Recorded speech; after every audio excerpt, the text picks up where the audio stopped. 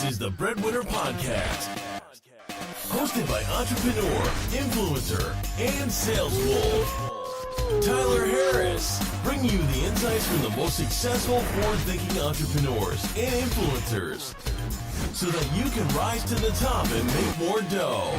Now, let's get into the show.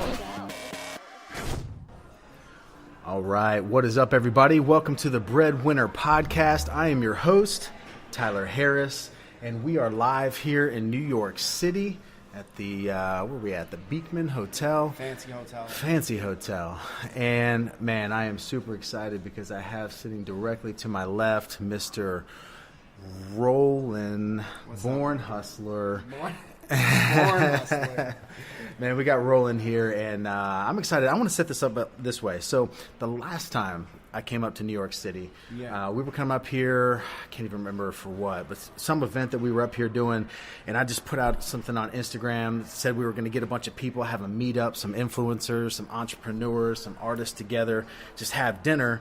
And I'm sitting here at this dinner, and this guy's sitting next to me, and we're talking and just like cutting it up, and cool guy, and he says, yeah, man, my name is Rowlan, and I'm talking about like, what are you doing these days? Like, yeah, all over the place, and just, you know, things are blowing up, and we're talking about social media, we're talking about all these different things. And so we get back to the hotel room that night. I get back to the hotel room last night with TJ, who you guys all know, and I'm sitting there and I'm like looking at Rowlan's Instagram, and I'm like, man, God, his voice, it sounds so familiar. It sounds so freaking familiar. And then I was like, wait a second. And I scrolled through my Spotify playlist. I've got one playlist on Spotify that I'm always just like dumping like the best songs I can find onto. Right. And I see I've got this guy's song on my Spotify playlist from like 6 months ago. Right. And I'm like, okay, so I've been listening to this song for like 5-6 months. And this dude's sitting next to me at dinner, and I'm like, it didn't even register. And so that's crazy. It's just the law of attraction, man. It's the law of attraction. So I'm extremely glad we could do this again and now actually record this podcast. So I'm appreciate you for being here, Absolutely. Making the trek down. And, man, for all of those that do not know who you are yet, let them know kind of who you are, where you're from, and tell like just a little bit, maybe 3, 4, 5 minutes of kind of the story of where you've gotten to, how you've gotten to where you're at right now. Okay, so originally I'm from a small town called Harwich, Massachusetts. It's in a place called Cape Cod, Massachusetts, and it's a really small town. Not many people have heard of it. Cape Cod's kind of known as like a vacation land, but I'm from there. My name is Rowlan. My government name is Tommy Rowland with a D, but I took the D off off my government name for just entertainment purposes. It sounds like Rowlan, so I made it like that. And basically, I started music back in like, I'd say 2008, 2009, when I was a freshman in high school. And it was more of a joke to begin with. It was more of just like me rapping over 50 Cent instrumentals on an iPod Touch. And then, I mean, music was always so connecting with me. Like, it helped me through so many things as a kid. So it was always so connecting with me. So I was like, you know what? Let me try this as for real. So I went from just rapping on my iPod Touch, and then eventually I started, I got GarageBand. I started, importing vocals and putting full auto-tune on everything, But, I mean, I phased out of that quickly. It was just more of the exploration in the beginning of my career. But it started like that, and more and more, it just became my outlet. So, like, the more that went on, the more I was just like, induced in the actual game of hip hop, and I fell in love with the craft. I fell in love with the fact that all these people would reach out to me, and tell them how my music helped them through a time or helped them get through a struggle, et cetera, et cetera. And at that point, I'm just like, even if I weren't to make money with this, like, I'm making a difference in life. So I stuck with it, and, I've stayed consistent with it for years now. And through that consistency, it's just grown and grown and grown, and now I have the fan base that I have today. It's crazy watching it come full circle like it has. You know what I mean? Dude, I'm so glad you just said that, and said that in the way that you said it, because when you just talked about the music and the fact that, like, if I didn't get a penny from it, that the ROI in these letters that you get, the DMs that you get, the Facebook messages, the emails from people that were impacted, like, that's like 100% what I'm all about. Like, that's what I'm all about. I did a post today on Instagram that it was a picture of a thumbnail of a video that we put out last night, and it was a screenshot of a message that I got late last night from a dude in Cape Verde, Africa, that said a quote from the video that I did, which I asked people, what's one thing in your life that you're pretending isn't a problem? Yeah. And he said, he recited that, and he said, that hit me at the exact right moment. Thank you so much for sharing that video from Cape Verde, Africa. See, it's and I'm crazy. that's the ROI. But it's literally that, and it feels Yeah. really good, and it just lets you. It's a very good reassuring factor. It just feels right. You know what I mean? So, and the money follows. exactly. The money follows. When that intent is on the front end, the money always follows. Always. But that's what I like about your music, because the only way, like, music's crazy nowadays. But it's always been crazy. But it's crazy nowadays. But like some songs you hear, and no one's sending a DM saying that moved me. Agreed. It may have like physically moved them. Yeah. But it didn't like move them. Agreed. But yours, you tell stories. Like Yeah, you man. tell, like you talk about your life, you talk about struggles, you talk about pain, you talk about relationships, you talk about stuff that like people are able to then resonate with, and then it does move them. So, Transparency, man. Yeah. That's literally the soul of my music. It's just being transparent, Yeah. or telling stories that I know people will relate to or have gone through. You know, just humanity connecting. I feel like that's like what it is. and that's the music that like that stands the test of time, right? Like some type of trending new style of music, it'll come in, it'll go out, some new way of doing this versus that, like those will come in, those will go out. But being able to tell a story, like that's a art. Like that's the art. And that's actually why I feel like my music will never die, is because this slow build up of fans that I've accumulated over time. It's like they actually like my music for being transparent, for being true, telling my story, et cetera, et cetera. It's not a trend rap. It's just me putting myself into music. I'm not moving to trends. I'm not trying to be anything. I'm not. It's literally. That's why I agree with you and feel like it is just timeless stuff. Is because it's just being a human. Like I'm just putting humanity out. You know. So let's go back to when you were talking about literally rapping, on 50 Cent instrumentals on your iPod. I almost said iPod back then. Yeah. So it kind of sounded as though it wasn't one of those things like the first time like I touched a microphone, the first time I ever like spit my own material. That it was just like light bulb went off. This is what I was born to do. I'm never going to do anything again. It was more just like you were having fun, right? Yeah, I mean, honestly, I growing up thought a lot of things. My mom told me that I could be like whatever I wanted to be. That's awesome. And I thought I was going to the NBA for sure.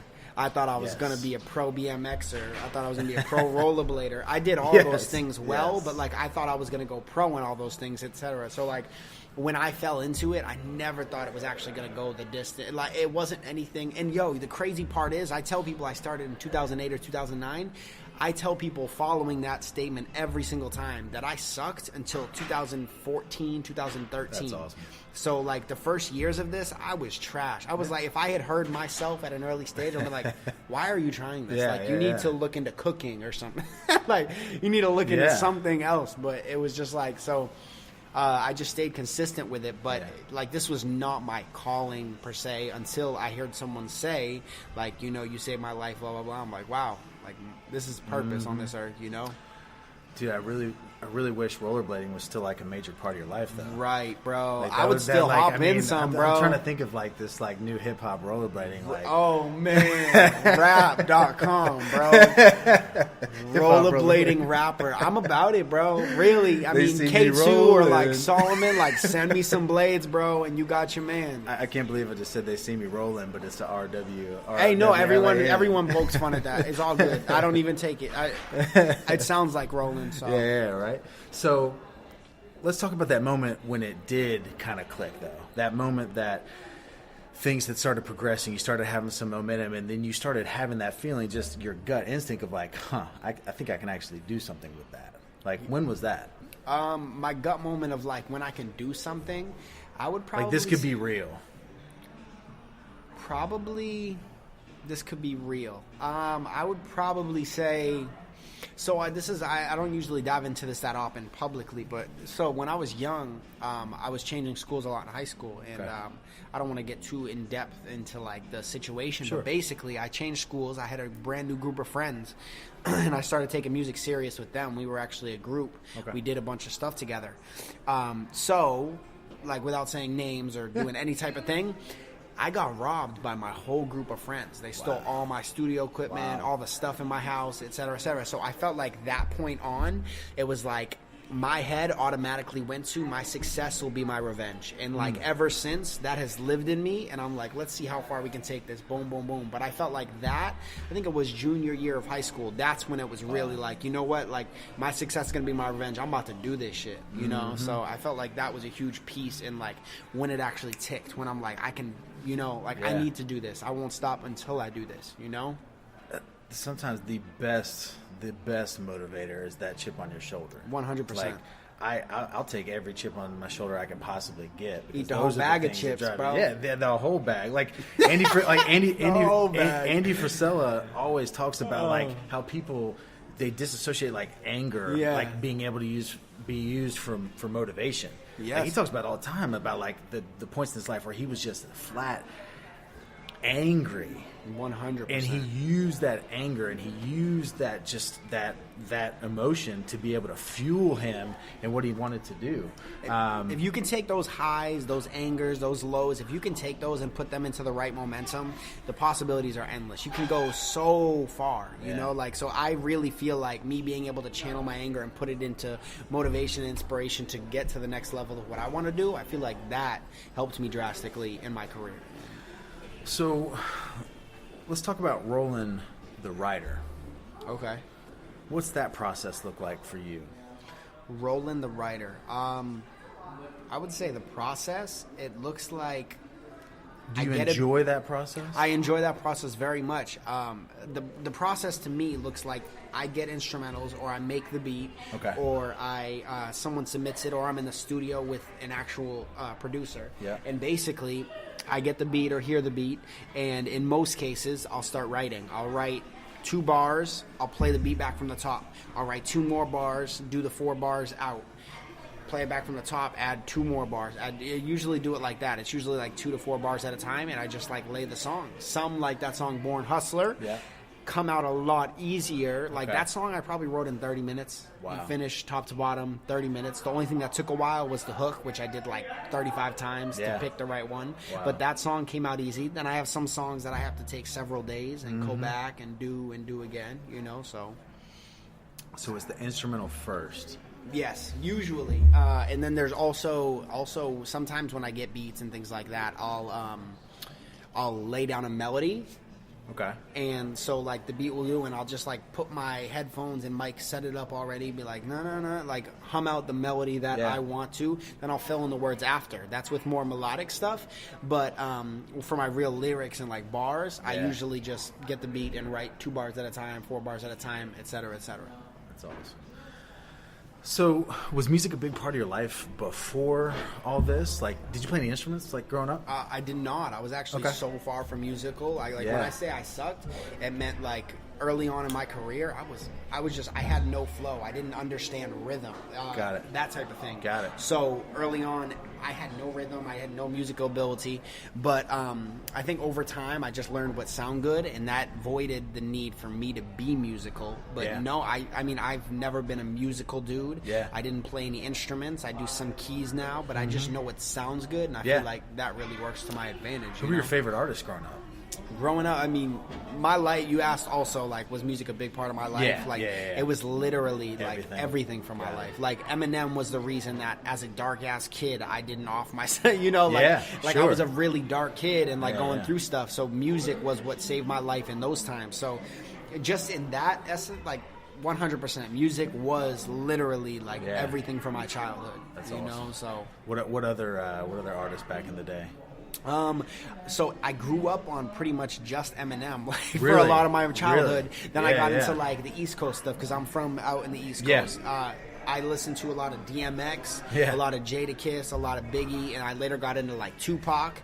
And then my freshman year of high school, when I really started getting into music, I heard the early Drake, and I heard J. Cole and Kendrick Lamar, and that's when my head exploded. I was like, these dudes are really sparking the next level of me. These dudes are really sparking the music that I want to create, you know? And Kendrick's telling stories. Kendrick is telling stories. Crazy. J. Cole, I would say, is my biggest influence, because I listen to his early mixtapes, like the Warm Up, you know, the Come Up, you know, the Below, like that stuff right there was literally so crucial to my career and like what my sound is now. I grew up on that stuff heavy. That's awesome.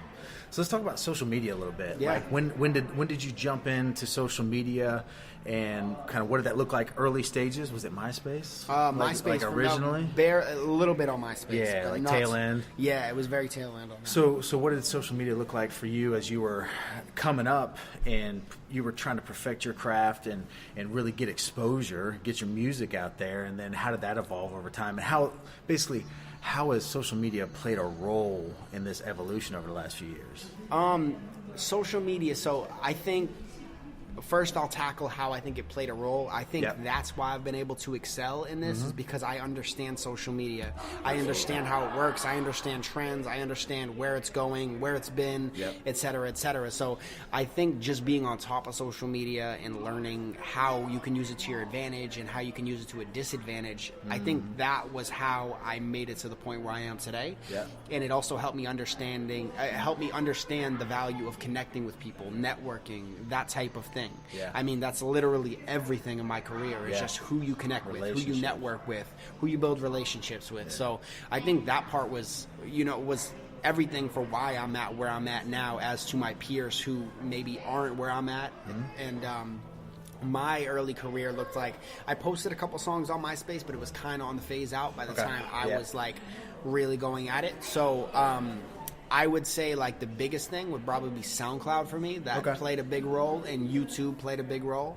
I would say those things right there were, you know, pretty crucial to like where I'm at now. So I just grew with like as social media changed, you know, as MySpace phased out, we just learned, you know, capitalize on this. Don't put too much emphasis on this because we never know when that's going to go. You know, don't put too much in Snapchat because we don't know when that's going to fall out. Instagram, same thing. So I think just riding the waves of what we see as the now is very important. What was one of those early moments with social media, whether it be SoundCloud, YouTube, Instagram, Facebook, when you posted a song or posted a video and it just went, at that time for you in that stage, nuts, and you were like, oh, okay, got it. Like that's what this thing can do. So, quick little story on that. I had a friend who owned a memes account on Instagram, stupid amount of followers. I think probably a million or so, or maybe high 500s to a million, somewhere in there. And he owned a memes account, and I dropped a song called Nike's on My Feet. It's one of my first big ones, and we shot a very high quality video. Shout to Mobius Media. Those are the people who built the video, Matt from that company. And once we did that, it was just like, once we did that and started pushing it through the memes account, out of here. And that's when I realized the power of it. I used to pay $20 each shout out, and I would have him shout me out like 10 times a day. I had I understood what I had to put my money towards at that point. No matter what I had money towards, that came first because I realized this might not be forever, so let's capitalize on this. He would give me an hour shout, and I would just push. And I broke 100,000 with that one. So it was like, that was my first like realization of what this social media can do and how we have to capitalize on it as much as we can. It's so interesting because that just came natural. Like your ability to see that and acknowledge that, be aware of what you could do with it. It wasn't something that you learned in school. That wasn't something that like somebody taught you. That wasn't something that like you like took a social media 101 course. It was just like you just sensed that like, okay, this I can do, and this can scale what we've been freaking trying to do the hard way. 100%. And I feel like that's just like knowing people's attention, knowing humans in general. I feel like that's the part that excuse me, I've been in sales since I was 15, working at Best Buy. So and before that, bunch of illegal marijuana sales, you know? So I've been in sales since I was like 13 one way or the other, and I just understand it, like how humans work together, and I feel like that me being able to understand that and understand how humans work and why relationships build was that's why I was able to do everything I did with social media and understand the relationships and stuff like that. Absolutely. Sales helped me like crazy, for the record. Like, being in sales was ridiculously... It's such an interesting dynamic because, like, that's not a normal background for any artist to have that, but, like, that's what it was. Like, when I just said that, like, that natural, like it just happened, like, that's what it was. It's because you were a salesman. Exactly. like you were a salesman, you had a product. Exactly. And you were trying to figure out how to get that product in front of the most people, and you realize, oh, crap, this guy will do it, and it costs me this much, or I can go out and hustle all over the streets and try to email this to everybody and mail it. At that time, literally, like, you're mailing stuff to people, like, and oh crap, this guy can shout me out for an hour for this much, and it'll be seen by this many people, and 30 of those people are going to share it, and it's going to be seen by this many people. It's just that's a pure salesman mentality. I think what's crazy is a majority of my fan base came from one-on-one interaction, face to face. When I was working, I've worked everywhere. I worked Best Buy, Apple, T-Mobile, Verizon. I just worked everywhere electronically where I'm doing face to face. When I was at T-Mobile and Verizon, every single customer that I dealt with, actually even back at Apple, every single customer that I got to build rapport with and talk enough to trust left with either following me on Instagram or left with my business card and the website to go to. I don't care if you're 90, you probably have a grandson. I used to be like, well, tell your grandson, check us out, literally face to face. And now when I do shows in LA, those are all T-Mobile customers of mine, all Verizon customers of mine, because that's when I was working my day job out there. So it really helped me build what I have today. That's awesome. So what's the focus right now? What is your main objective every week right now? What are you working towards? I would say the same old building that I was working on, but nowadays I'm just focused on, like, this year I'm just focused on upping the quality of my brand, bringing my brand to a new level of quality and things like that. So I feel like that's what's doing it. When I look at your Instagram page, like, brand is like one of the first words that comes to mind. Yeah. Because it's so congruent. Like, that's a great word. I like that adjective. Yeah, like that. it's so even the colors, like even the colors pop. And it's one of those things where I'm trying to think of any other artist that when I go to their pages and I'm looking at all the different posts, that it's always around the music. Like, it'll be a thumbnail of, like, it looked like an album cover thumbnail with part of the song. And, like, I can't tell you how many times, like, I've been sitting in my car, I've been sitting at the house where, like, I've clicked on one of them, and I'm sitting here swiping through so I can hear the rest of the song, and I'm like, wait a second. I'm like, I can go to Spotify and go to iTunes. I can go to, like why am I sitting here, like, I'm sitting here literally in my head, like, waiting for that swipe, because I was like, wait, did it just start over? Do I swipe yet? Do I need to swipe yet? Is it ready for the next minute? But, like, nobody, I don't know anybody else is doing it, but you're doing it super consistently, and it's just fully like that at work congruent. Like, your whole page just has this theme, and that's how you build a brand, right? Exactly. Like, that's how you build a brand. And I think you're doing it better than anybody right now. And I wish I could express how much that means to me, because this year, 2017 was good, but 2018 I'm working to be great with the brand, with branding myself, with making everything look professional. That's literally the focus of this year. So the fact that you said that it looks all congruent and it's something that you actually notice the aesthetic of, that's everything. That's awesome. And I'm a graphic worker, so like that feels really good. So you create that stuff? Yeah. Wow, I did not realize that. That's even better. Thank you. That's awesome. Thank you. You made the albums as well? Yeah. Dude. That's awesome. Thank you. Appreciate it. So I'm trying to even think back, like, before I listened to the music, before I knew I was listening to the music of yours, because I was listening to it before I knew it was yours.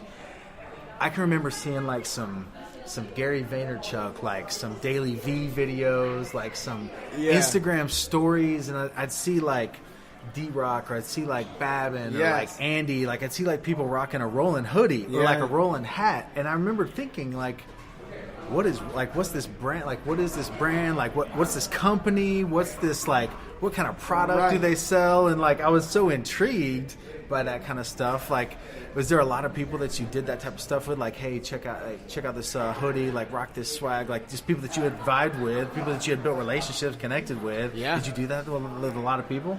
I would say a ton of people. Actually, fun fact, I don't know if it's kind of a diss to myself or how I should take this, but I've actually given away probably 3 times the amount of hoodies than I've sold. Dude, that's so I the came out of smartest thing you pocket. could ever do. I came out of pocket like a ton and bought a bunch of high quality hoodies, all embroidered. I didn't do any screen printing, all embroidered, everything. Came out of pocket like, you know what, let's do this thing to the next level. And then I've literally been giving them away every post. I've sent out so many. Well, actually, my homie Wolf, who handles the branding, handles the shipping. So shout to Wolf for that. But we've given away like stupid amounts because I think that this design itself is something that people are going to look at and be like, "What is that?" You know, it's exactly and what it is. that's literally what the goal is. You know, that's so smart. Like we're in the process right now. I've got a book that we're in the final stages of getting done with editing. And our entire concept of this book is to sell it at cost. Like, at cost. We're going to give away tons of them. Yes. But anywhere that they'll be able to buy it, it's at cost. Like, we're thinking it's probably going to be like $3 or $4 to get the book. Because the goal of the book is not to make money. The goal of the book is to get the message out and then to have those people connect with you on another level. Yeah. Yes, and absolutely. that's everything we do. Like, with my social media, I don't monetize anything. Like, literally, I don't monetize a single thing on social media whatsoever. I've never sold a single thing and made a commitment not to for 5 years. And it's so funny. Like, you made a commitment not to for 5 years? For 5 years. Whoa, and I'm a year, bro. and I'm like 15 months in. Right. 15 months in, it was like 1 o'clock in the morning, and I just threw out this arbitrary 5-year number, and I woke up the next day, and I was like, did I say 5 years, or was it 4? Dang. Was it maybe 3 or possibly 2? But it stuck to the 5, and for me, it was a way to just turn that switch to where I didn't think about it anymore. Because like I said it and forget it. And the funny thing is, you know, I know you love Gary like me. So I was with Gary Vaynerchuk down in Miami a couple months ago, and I was explaining that to him. 5 years, not monetizing anything, just to make that switch. And you know how he does. Like, you say one sentence, and he knows the whole story. Right. And he's like, bro, don't you understand? 5 years will become your life. Because that's how you win. Right. Like, just by providing value, and never having to ask. Because they're going to ask. Like, they're going to end up asking. Because they're like, this person, like with Gary, like, I'm not a huge fan, and I'll go ahead and say this, I'm not a huge fan of Gary's shoes. But I feel so guilty that I don't have a pair. Like, literal guilt I have in my heart that I don't have a pair of Gary V's stupid shoes. Because of how much value he has provided. Like I literally, like, every time I think about it, I'm like, God, I gotta find a pair, like, on StockX or, like, somewhere. I gotta find a pair somewhere just to have, because I feel bad. Like, he's got this event coming up, VoiceCon, and I literally have something that I cannot be there. But I feel like I should buy a ticket anyway, just to support, the cause. Like, just because he has done so much. It's here. Yeah, it's here in New York. We went to their first event. You know when it is? It's next month.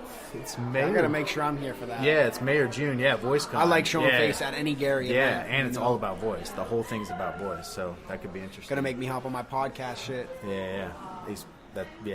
For sure. Exactly. Yeah, for sure. So let's talk about that North Star, that buying the New York Jets. What is that for you? Do you know what it is yet? The what? That like North Star, like the end goal? Yeah, like, you know, Gary, like the buying the New York Jets. Like, what's your like, you know, 30, 40 years from now? Star. Like, fuck, I really like that question, and I actually haven't thought about that. But let me wing it off the head. Yeah. I don't know if this is necessarily the end North Star, but I mean, right now, probably just to buy like a really nice house, really all renewable energy, of course, like all energy happy. I'm that type of weird hippie motherfucker, but vegan, exactly. So I want to maybe do a house like that. I want to start a barn. This is weird, I know. A barn where we save, like, we sanction like industry animals. So I want to do that as the end goal, like a non-profit type of thing, Okay. but like a huge company. Yeah. And start. I haven't actually like really expressed this, but I want to do like a fashion line of my own, where it's like high fashion, but it doesn't use any type of product that has to do like it's all green stuff. You know, no animal use, nothing. All good like quality product that's gonna last. So I would say maybe that, but I mean. 20, 30 Grammys probably, you know, I guess that's my North Star. It's kind of a lot, but I'd say that. Dude, that's so interesting that you just said I want to start a barn. That may be the most interesting answer I've ever heard. I have a pet pig. Did you know that? I spent all day today with her. My pet awesome. pig. Please, all I want to know is the pig's name. Like that's all I want to know. My baby's Layla. Her name's Layla. My baby Layla. They all get big, actually. So everyone watching this, there's no such thing as a mini pig. Do not buy it if you think that it's a mini pig. Look at me closing my hand because my headphones are fucking in here. Do not buy a mini pig. They're not actually mini, but yes, this bitch is huge. She's like 100 pounds like this, and a stubborn little pig-headed motherfucker. A stubborn little pig-headed one. Very pig-headed. No pun intended. Unbelievable. Yeah, so like one of the things that I feel like I'm gifted at are these like random ability to come up with like puns. Okay, let's hear that's this. Why you're talking about. That's why you're talking about bread, like BreadWinner podcast. Motherfucker. I know what it is, bro. I know what it is. I heard you drop them bars, bro. I'm like the daily bread. I'm like, damn, bro. I shouldn't even rap anymore. This man should just take my job. We're about to create a remix tomorrow. Wait, can I stop one thing? Yes, Brody. Hey, bro. Would you do me one favor? Yeah. Would you hold these in your hand in your pocket?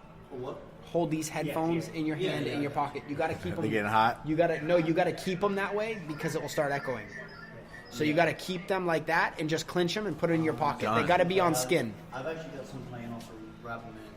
But I don't know if it's going to stay warm. They got to stay warm. They got to stay skin temperature. Is that what it is? It's warm? Yeah. All right, so just so you guys know on the podcast what's happening right now, the AirPods, the Apple AirPods, I just realized that they got to stay warm. They got to stay warm. They got to be on skin, or they have to think that they're on skin. Those are the best invention Apple's had since the iPhone. Honestly, literally. I love them, and I didn't even see them as AirPods until I thought they were always Gary Vee thing. I was like, no one buys those. It was the first time I ever saw. And now every time people rock them, I'm like, they follow Gary Vee. Yeah, only reason they have them. They follow Gary Vee. Everybody. Gotta get some of those green ones. Right. So the puns. Sorry, so the puns. I mean, I feel like if you're gonna start a barn, like I what? feel so much more natural right now. Like in the hands, I'm not clenched.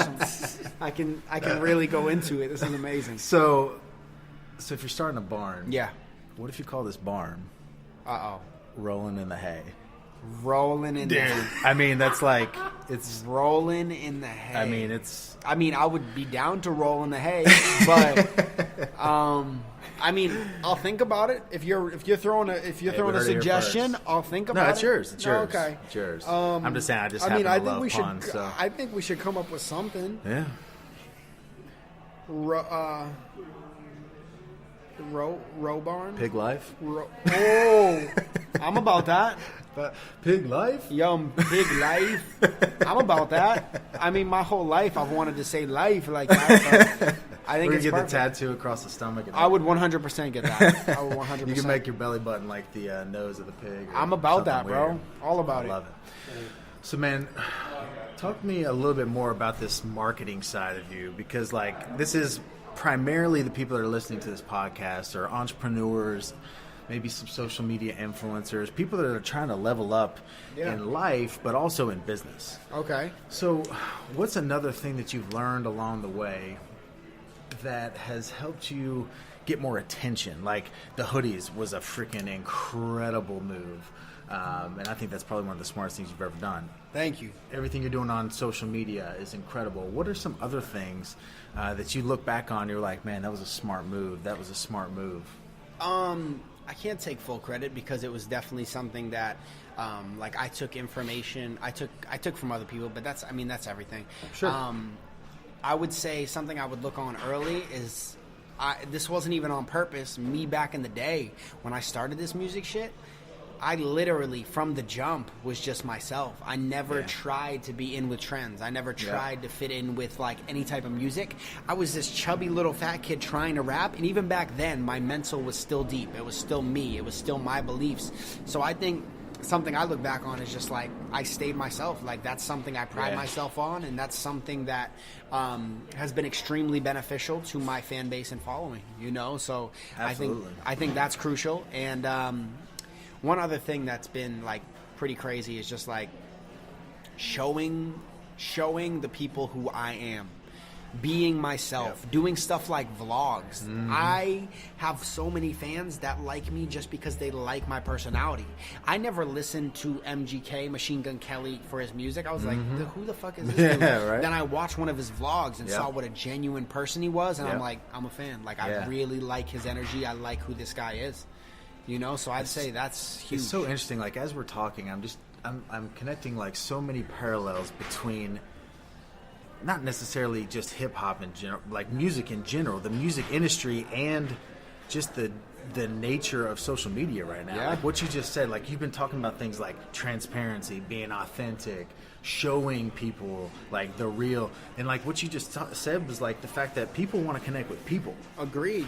And that doesn't matter if you're an entrepreneur. That doesn't matter if you're a business owner. That doesn't matter if you're a hip-hop artist. That doesn't matter if you're a freaking dude that has a meme site. Like, every now and then, they want to see the dude behind the meme site. Agreed. Right? Like, that's what was funny. Like, you remember when Instagram stories came out? And, like, you had those huge motivation pages that had, like, millions of followers. And all of a sudden, the dude popped up on stories, and you were like, oh, my God. That's that guy behind that page, and then all of a sudden, like, they disappear because they realize it real quick. Like, ooh, should not be the face of this, right? But like, you connect with people. So, like, since there's a lot of entrepreneurs and like upcomers listening to this, something that I want to say has been extremely beneficial for me to think about and for me to put out more content, and something that I think everyone should live by and understand is like, literally, like, people are like, oh, I don't have an interesting life, I'm not doing anything, and I realized this the other day firsthand. So people just want to see other people live. It does not fucking matter what you're doing. The other day, one of my homies who does my video work, my boy George, he did my What Are We music video, and I'm watching him answer questions about himself, which, like, he's my homie, but I don't give a fuck what I don't care what these answers are. If I want to know him more, I'm going to talk to him face to face and ask him what I want to know. But he was shaving his head off while doing it on Instagram, and I watched the whole fucking minute through. I'm like, why did I just watch that? And I'm like, we just want to see other people live. Like, people, the biggest fucking YouTube channels in today's day and age are people opening presents of shit that they like. It's just like, we want to see other people live, and more so the new generation than old generations. Like, we're literally, how do you live? How do you live? Like, that's what the fuck we want to see. So, like, if you're someone upcoming, vlog more. It doesn't matter what your life is consisting of. Vlog more. Document your life. And it's going to be a great thing to look back on in the future and see where you've grown from, or see memories that you can't, directly recollect on. So, like, I'm so glad you said that, because it's so freaking smart. And what it did is you just gave somebody that's listening to this, you gave somebody the permission that they've been looking for to go out and do it. And it's all about this mentality that everyone has, that was 1,000% what I had before I started documenting my life, which was the who am I concept. Right. Like, who am I to be on Instagram Live right now? Who am I to have this microphone in front of me? Who am I to have a grown man following me with a camera? Like, who am I? Who am I? Who am I? Like, who are you? Like, you are a human being that has a story. Too. Like you are a human being. Dude, Gary said this yesterday. I literally heard Gary say this yesterday. He said I listened to it yesterday. He didn't say it yesterday, but I listened to an interview he did with, I think it was Jason Khalipa, the CrossFit dude.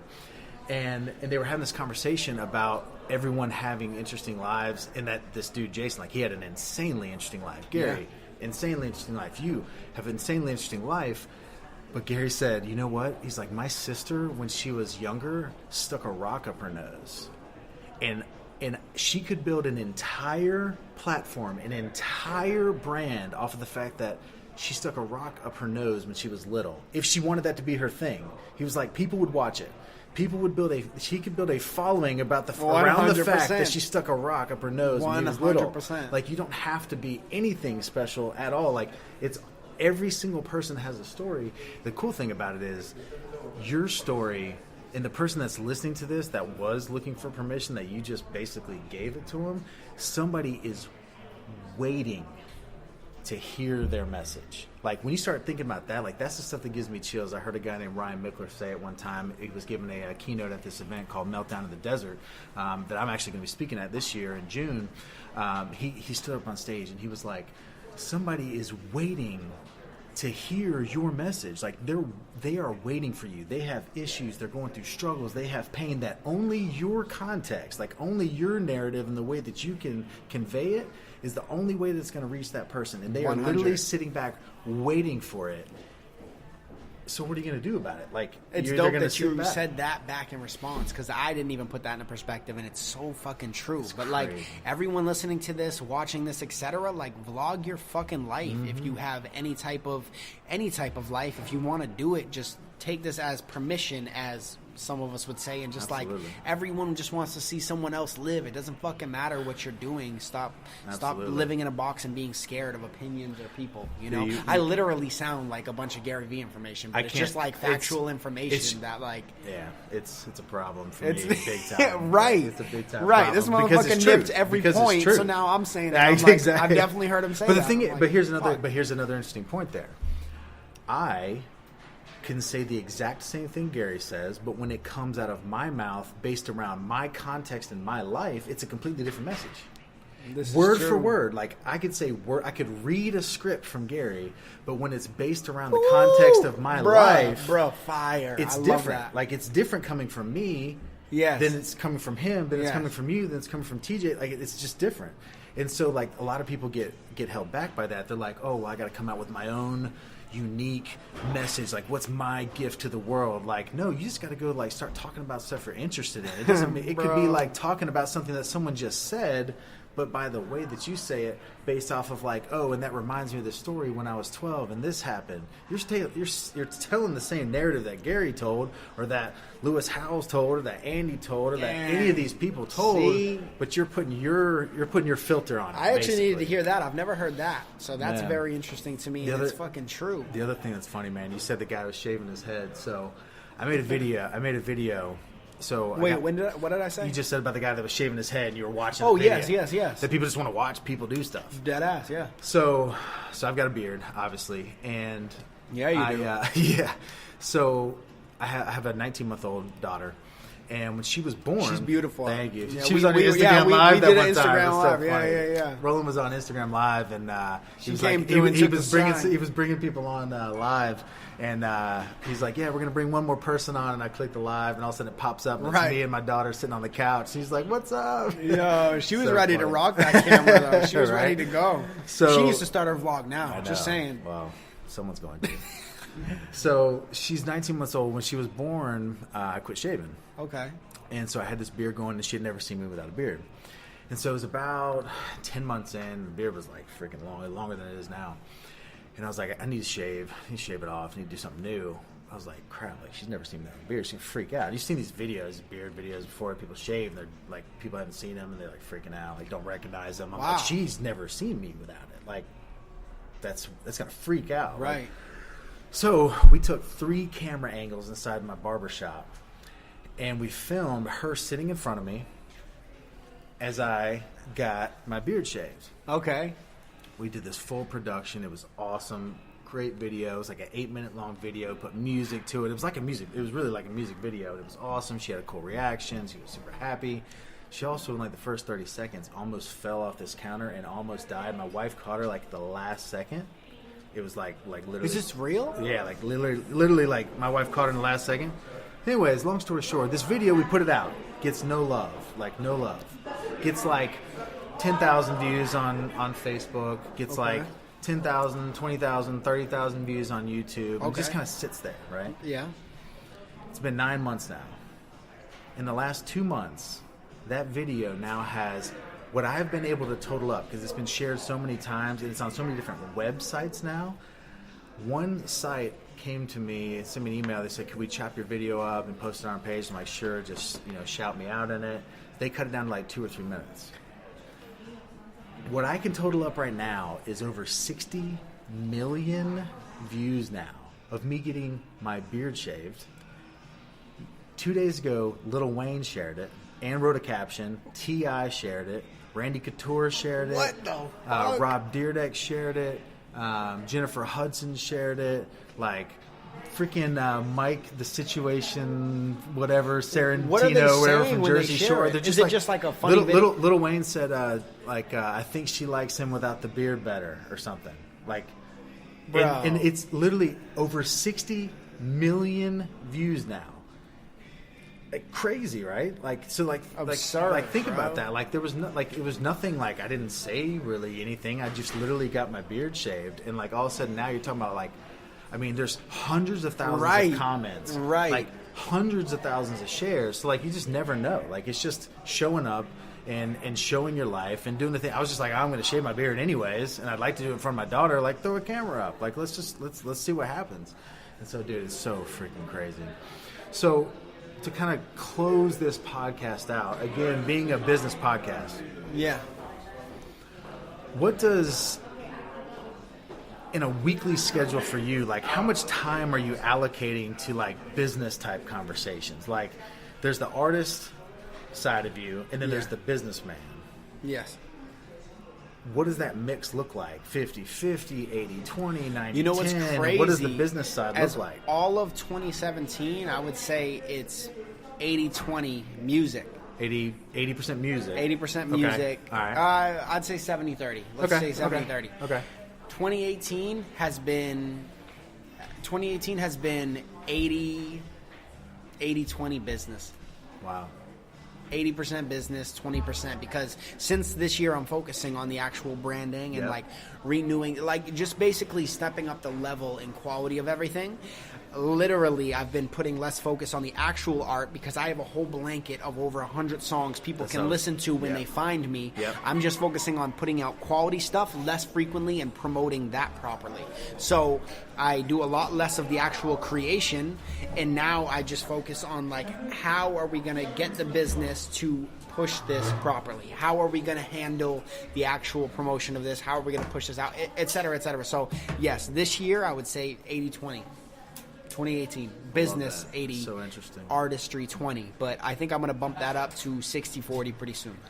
I kind of feel like that will continue to be kind of your natural kind of cycle. Like, you go for a certain period of time where it's all focused Right. music, Right. certain period of time all focused on the business side. That's awesome.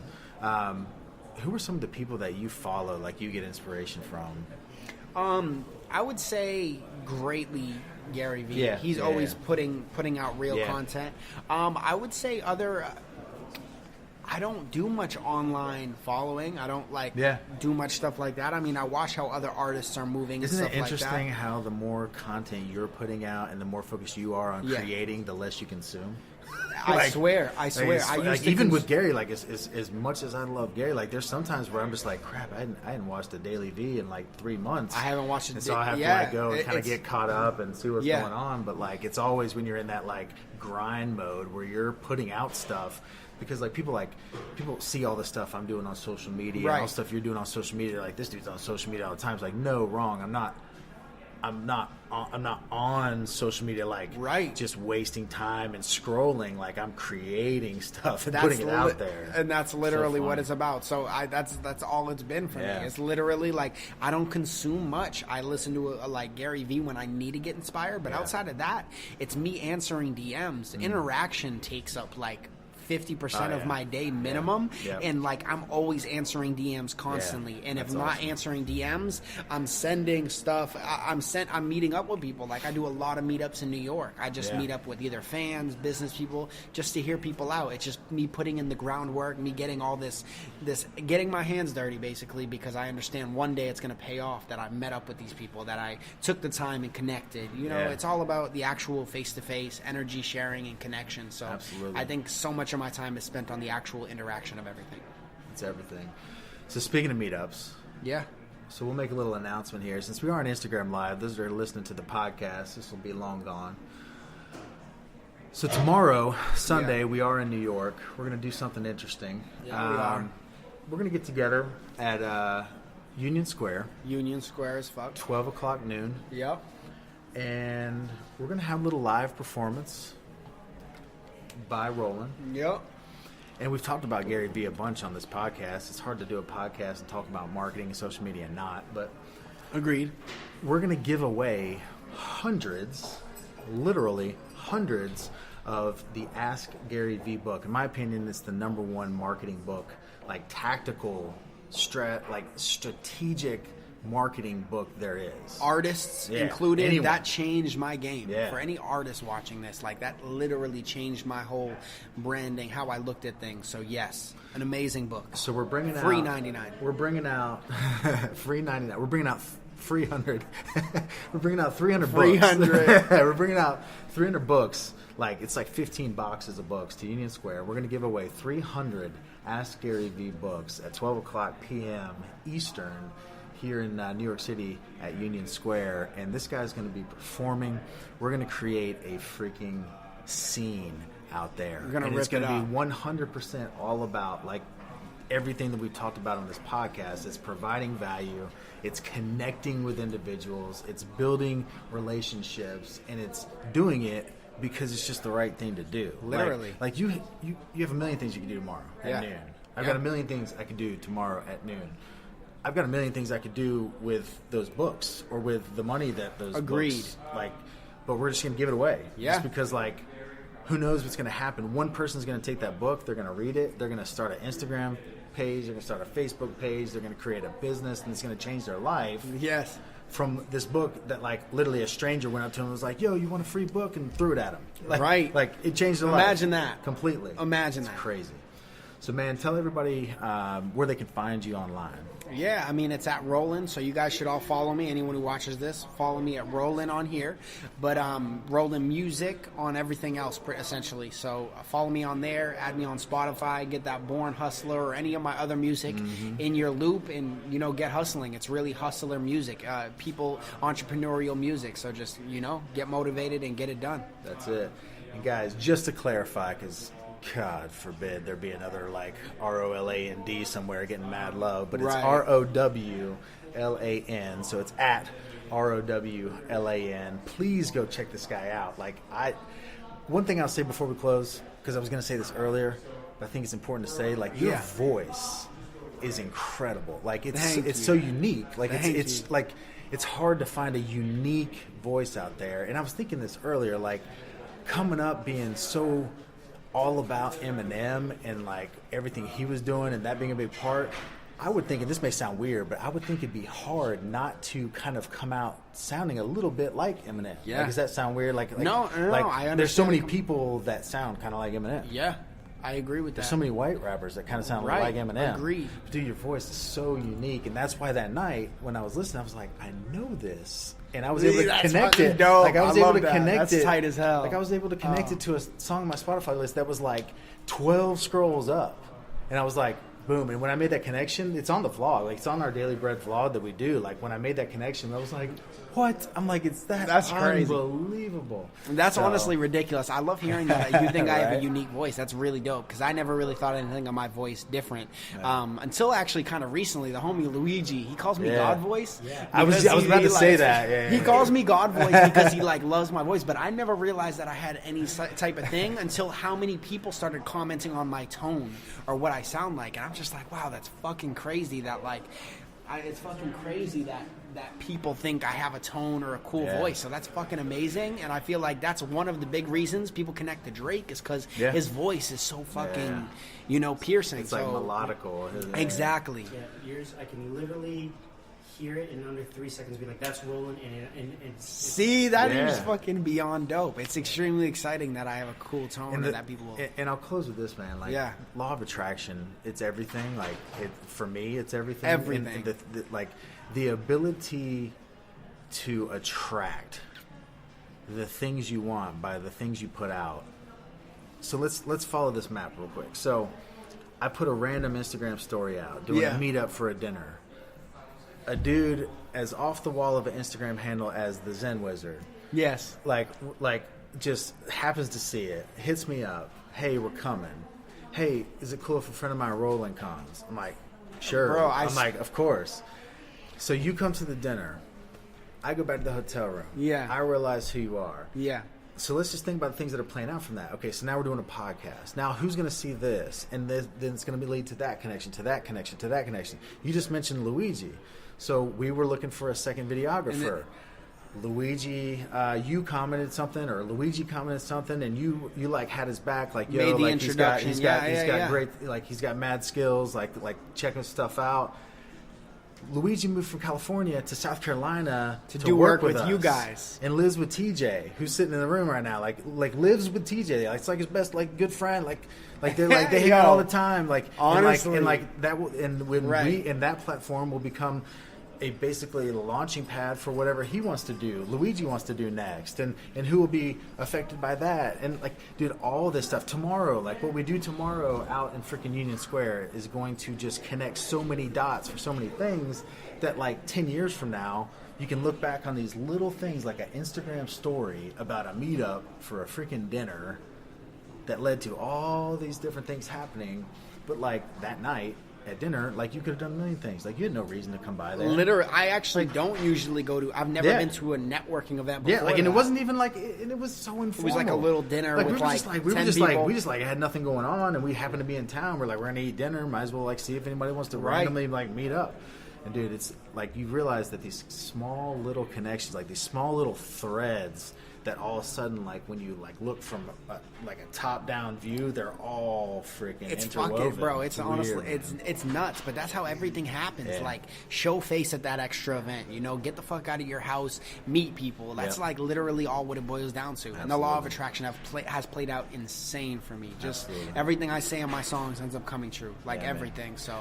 Well, man, I appreciate you being on. This was an incredible conversation. I love these parallels between like business and art and relationships. Like, it's such a common theme, man. It's so cool, and I appreciate the time. I look forward to tomorrow. It's going to be absolutely incredible. I'm excited. So, guys, with that, this is the BreadWinner podcast. I am your host, Tyler Harris, and we'll see you next time.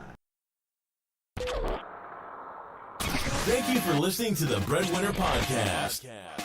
Make sure you subscribe to the podcast and leave a rating on iTunes. For a chance to be on the show, send a screenshot of your iTunes rating to @TylerHarris page on Instagram, where he'll pick one person every single week. See you next time on the BreadWinner Podcast.